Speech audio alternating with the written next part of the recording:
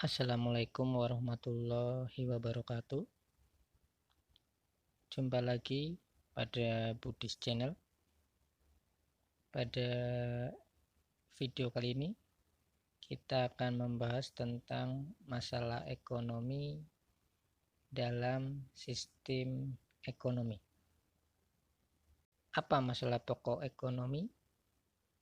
Sudah kita bahas pada video-video sebelumnya, di mana masalah pokok ekonomi adalah kelangkaan. Untuk mengatasi pembahasan masalah-masalah ekonomi, dalam ekonomi terdapat dua teori. Ada masalah ekonomi klasik dan masalah ekonomi modern.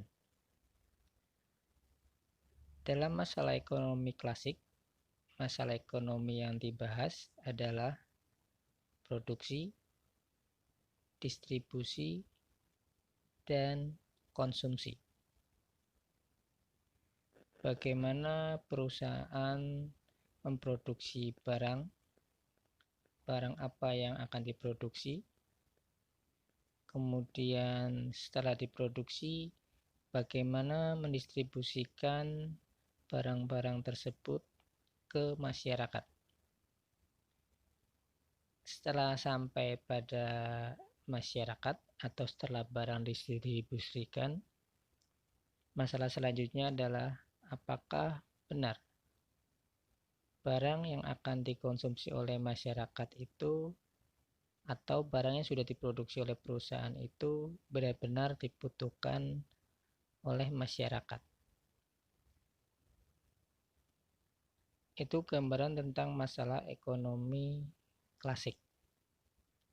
Sehingga kalau kita membahas masalah ekonomi klasik, itu terfokus pada masalah yang dialami oleh produsen. Selanjutnya, masalah ekonomi modern.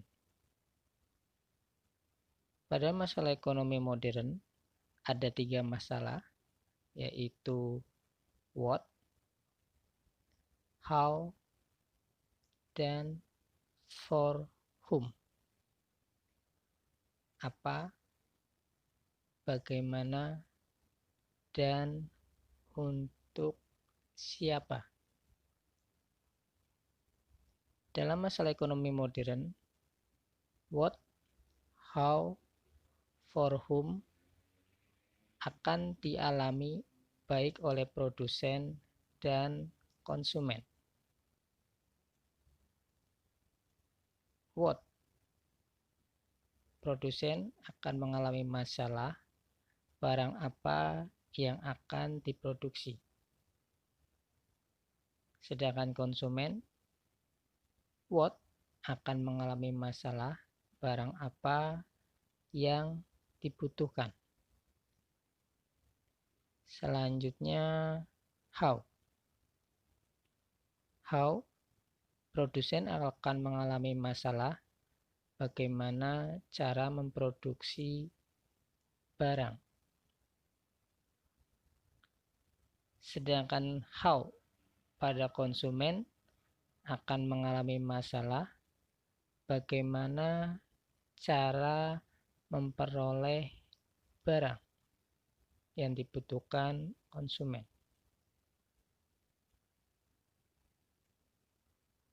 For whom atau untuk siapa?